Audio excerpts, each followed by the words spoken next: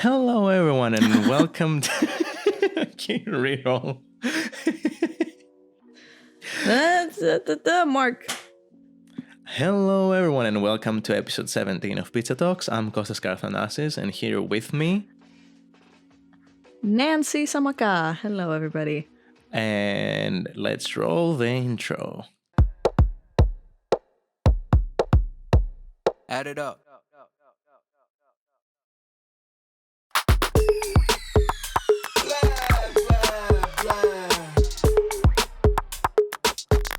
Okay, so before anything else, here are the weekly news from Deree Student Affairs. Deree Orientation Leaders, the friendly organization on campus responsible for orientation days, is recruiting new members. Do not miss on the chance to learn more about the campus and bond with fellow students. The deadline for recruitment is March 10th. Learn more in the link in the description, and we'll also have a form that you can fill right now if you're interested in applying. Also, the Deree Student Activity Board, the organization responsible for making sure the campus is festive and decorated during holidays such as Halloween, is recruiting new members as well. For more details about the organization, you can follow them on Instagram at Deree _sub. We'll have underscore sub, or email them at dc.saborg@acg.edu. Other than that, this week's podcast might be kind of different. I mean, not really. Most podcasts have been we have had a lot of podcasts about personal stories, personal issues, different kind of things that are not exactly focused on a specific topic. This is both kind of a personal story / kind of something we're doing right now with the Videography Club and we need some help on. So Nansy has had this idea originally. It's Deree Student Affairs announced about I think a month ago. Probably a little more than that at this point. Yes, about a month ago, the portfolio application process for the club awards, best club of the year, things like that, for its individual member. And Nansy had the idea of creating this portfolio that we could even have as a printout for our members. And it's been quite a long story from when that idea originally started to where we've reached up to now, and we haven't even started, to be honest. So Nansy, how has the process been up to now? Okay, I would like to take this moment to say, when Kostas says this is a personal project, in a way, it's very real, it's very true. I have envisioned this in its entirety. So I've put in so much passion and so much heart into what it is. It's more than just, here's what the Videography Club did in like a year, but rather an appreciation for the awesome members of our Videography Club overall. I mean, when I first came into the Videography Club, I didn't really expect much, if I'm being honest with you. Like, no dig to student life at Deree in general, but generally speaking, people have a hard time sticking to things, I've noticed. Like, they have a hard time being consistent active members in other clubs. Or if they are, it's usually very passive participation. Like, they're there in meetings, but they're also kind of disassociating most of the time. It's just true, it's real. We all have a lot of other stuff going on, other stresses, other college-related, more important GPA type stuff, or GPA determining stuff. But the Videography Club, from the beginning, was just literally a small community of such active filmmakers, which I thought was so cool.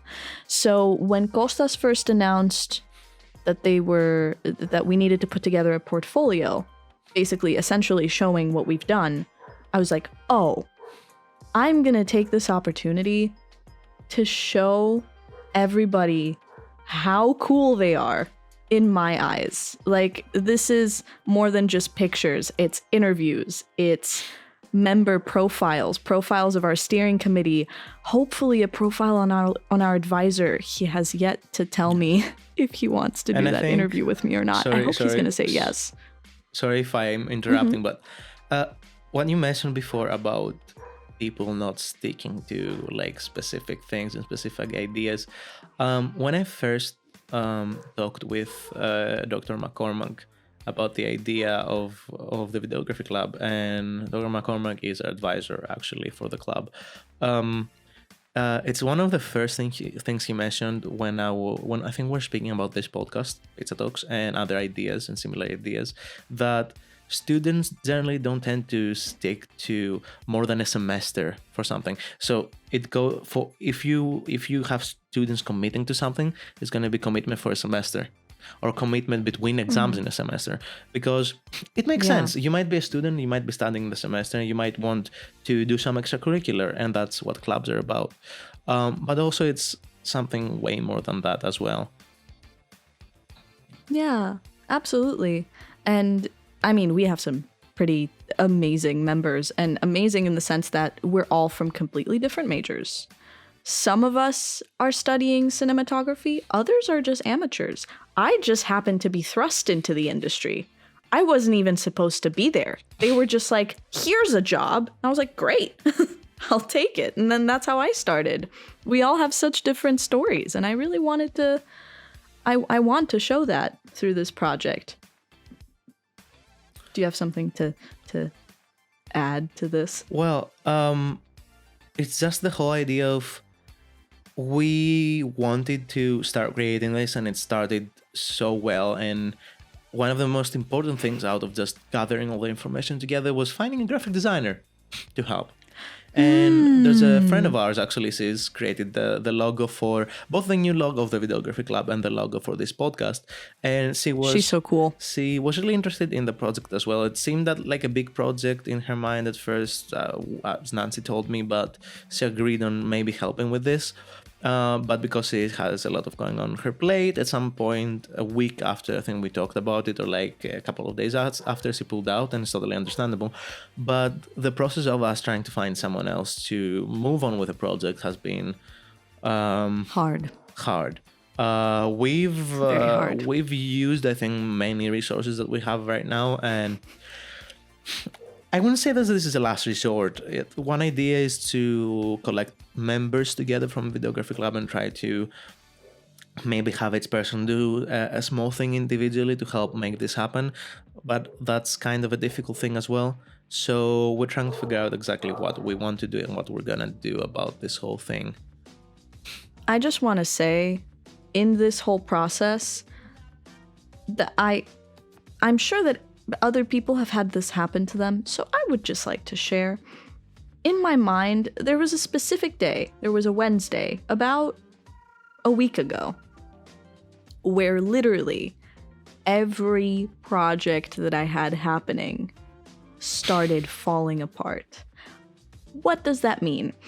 People who were initially committed pulled out of things.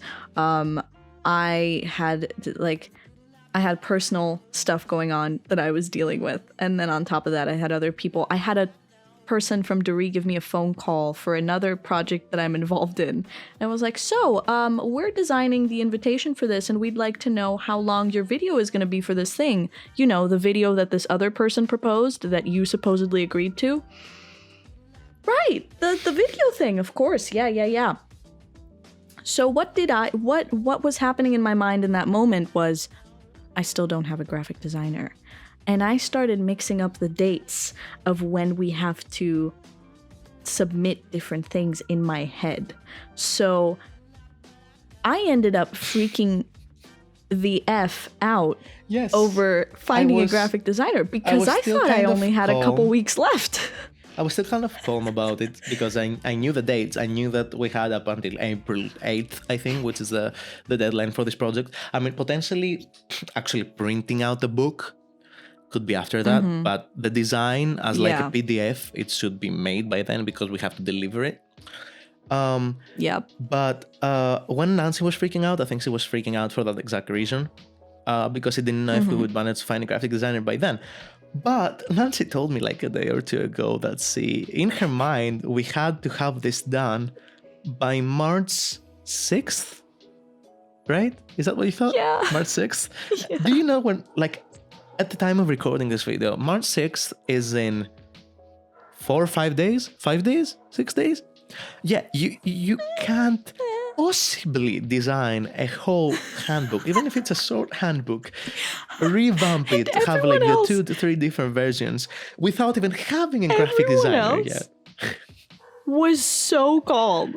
And I was over here just like, oh my god, how is everybody so chill about this? I'm over here fucking breaking a sweat. This is what happens when I get overwhelmed and I'm working on it. But this project literally means so much to me that the moment everything else started falling apart, I was like, oh no, the project, it has to work. I can't possibly not make it work. So thankfully, that's not the case. Our deadline is way later. We still have a good month. And we have a good month left. That whole idea, that project is basically about our story in a way. And Nancy, we haven't actually had the podcast together before, right? Have we? I think I've only been on one with Paula, right? We have never done a podcast together. And may I just say, Kostas and I hang out all the time. Yes, true. All the time. True. But maybe that's one reason we haven't had the podcast together as well. And also, I mean, I generally end up editing all the podcasts. Like, I'm the editor of this podcast at this, like, from the start up to now. Like a madman. No. I mean, it's not that much of a process, but like having someone else edit it, there's a process of transitioning to allowing that other person to edit the podcast and having them use the exact same things I'm using to make it happen. And there are some things and some elements in Premiere that I'm using to edit the podcast that I should probably export and send to them. And many people don't have Premiere, which Premiere is my editing software for whoever doesn't know yet. There are many different kinds of editing softwares. Some other people in the club are using DaVinci Resolve, or they might be using the Apple alternative. So iMovie or the other one, I don't even remember its name right now. So I ended up just editing this podcast myself because it's become like a weekly process. So the only reason I'm saying that you do that like a madman is because sometimes us slow internet people have a hard time uploading things on time for you, and then he ends up fucking rushing it. And it's magical every time. I mean, I don't know how he does it. Look, these kind of videos, like podcast videos, especially the ones that are unedited, are the ones that take the least amount of work. Like, the least amount of creative work, to be honest. So that's why I've put some creative work on improving the intro, and I think the new intro is way better than the previous ones. And I think our new outro and our new titles out are way better than the previous ones. I really love the small animations. I don't know about you. Like I really enjoy the small animations that come out of the outros and everything. Like out of the ending titles. So that's like one small creative thing that I've done on that. But like, it's a weekly thing. We're trying to improve it slowly. We have some hits. Like, we've realized that some people who have more connections to many different people and know how to promote their podcast better, because out of the promotion we do in the club, it's up to the host of this individual podcast to promote the podcast themselves. So the people that do the best promotion kind of get the better views as well. Like, if you see our previous like last week's podcast is up to like 300-400 views, mainly because the people that were on the podcast promoted very well. But we're kind of sidetracking right now, but it's interesting because everything is about the process that's happening here in the club, right? And like, Pizza Talks has been like, if the Videography Club up to last September was about figuring out what we do, filming short movies, having short ideas, and that was like part 1 of the Videography Club. Part 2 of the Videography Club has been Pizza Talks. Like, Pizza Talks and what it is and how it came to be, and and what exactly we did with this podcast. And I guess part 3 might be the workshops that we're creating right now. And we had our first workshop on Thursday, and it was interesting. Like it was a success. It was a success, First off, definitely. it was great because I even had more people than we could handle applying, and I didn't even promote it that much. Like, I promoted it only through Videography Club. I didn't even send it to Student Affairs early enough because I didn't want too many people to I go don't into even that. remember you promoting it. I got like 6 people messaging me through Videography Club asking to join in, and I could only accept up to 12 people, so like I only accepted 3 of them.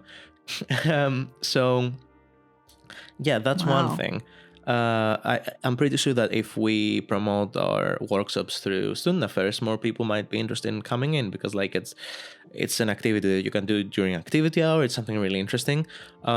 We're doing the workshops that are going to be about more practical things right now. Like our previous workshop was more about film theory and analyzing a scene in like great detail, right? Like you went into very specific details and nitpicks that I think some of them were not that attracting to you, Nancy. At least on the second session. Like the first session of the workshop which was with Dr. Spyros Gangas, actually. Very, very like a great professor, and he's also very interested in cinema and what he does, and it shows when he's speaking and giving lectures about it. But I think, Nancy, you for some reason, I think you were kind of more distance from the second part of the workshop, which first part, just for anyone who did not attend the workshop, and a few people who watch this most probably have attended, it was about looking at a scene and trying to analyze its meanings, like what that scene means. Even like if you take a screenshot of the scene and you look at it, how can you analyze it? I think, Nancy, you enjoyed the first part, and the second part kind of distanced you for some reason. I'll tell you.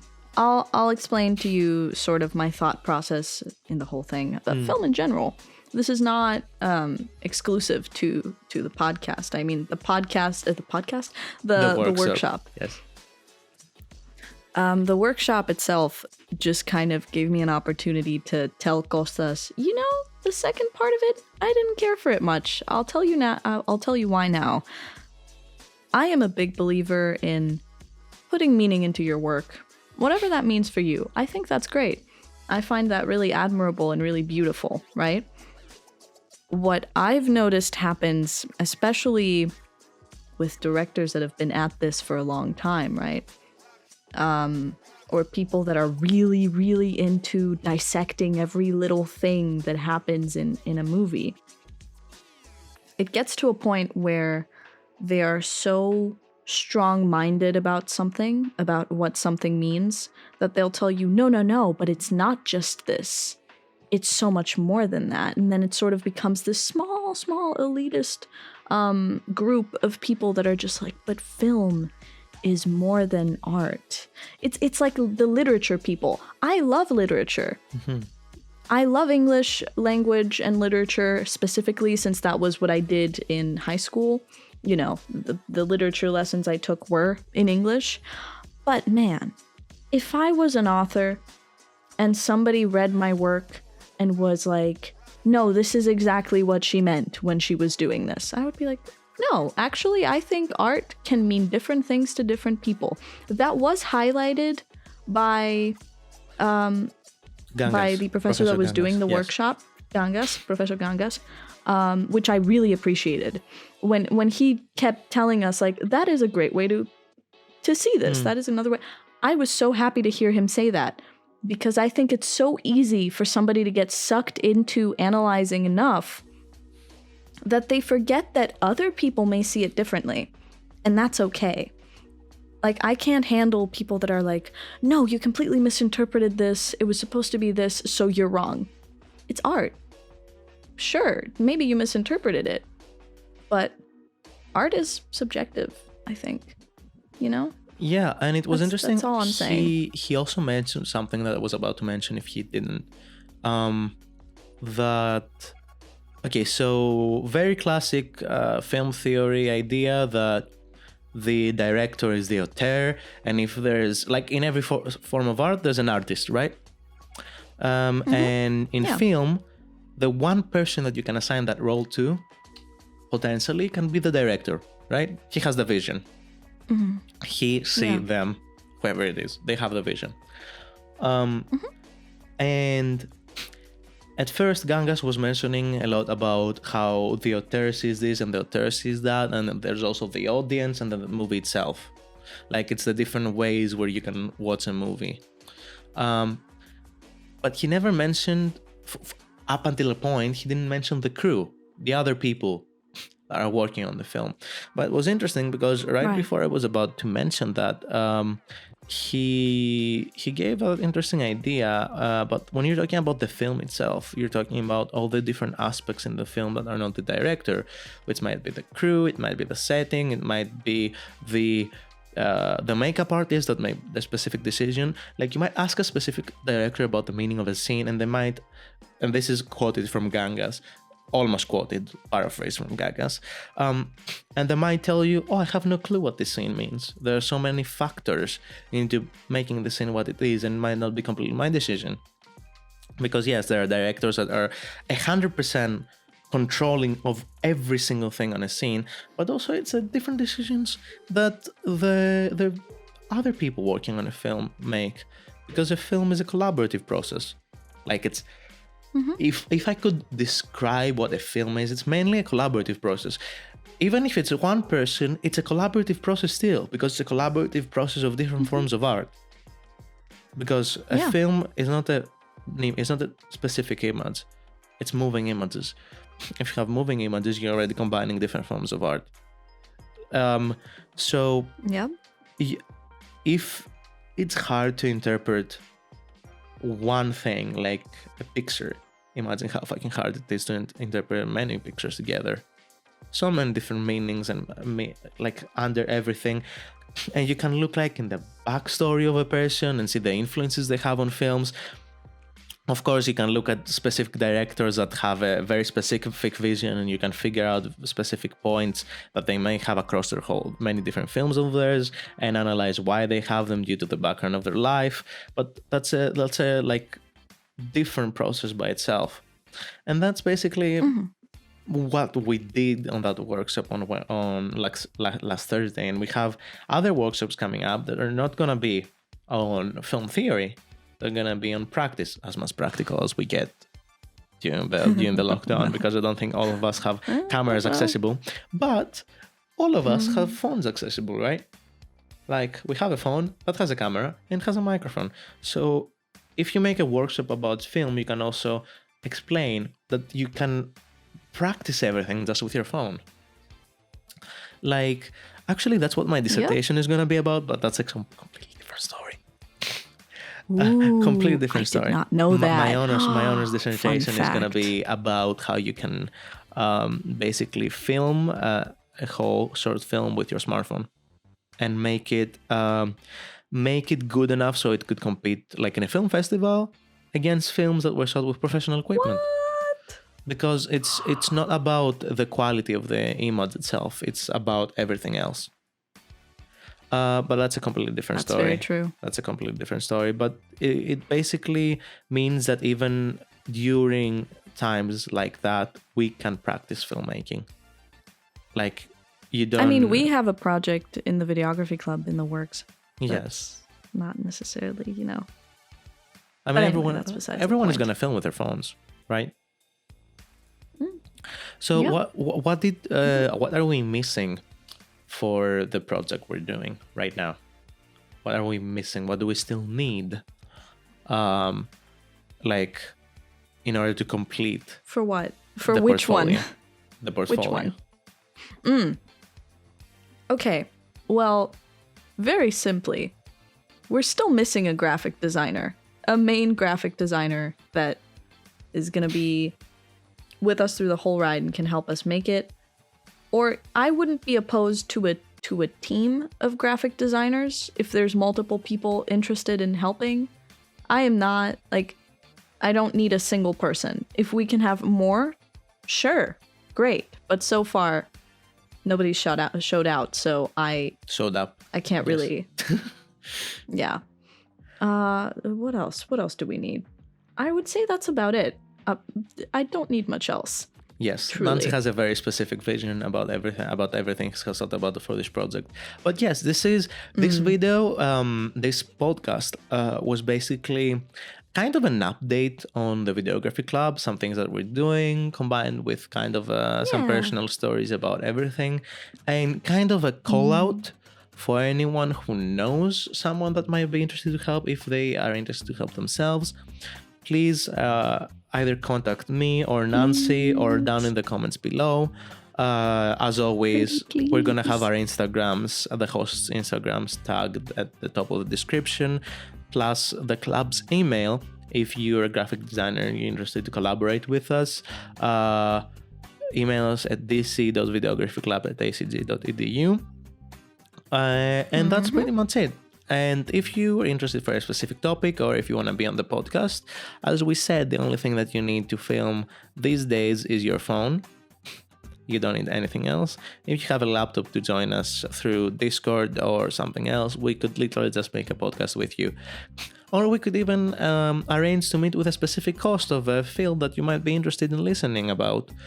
We have the potential to maybe email through Deree, like officially some specific people from specific fields, and interview them.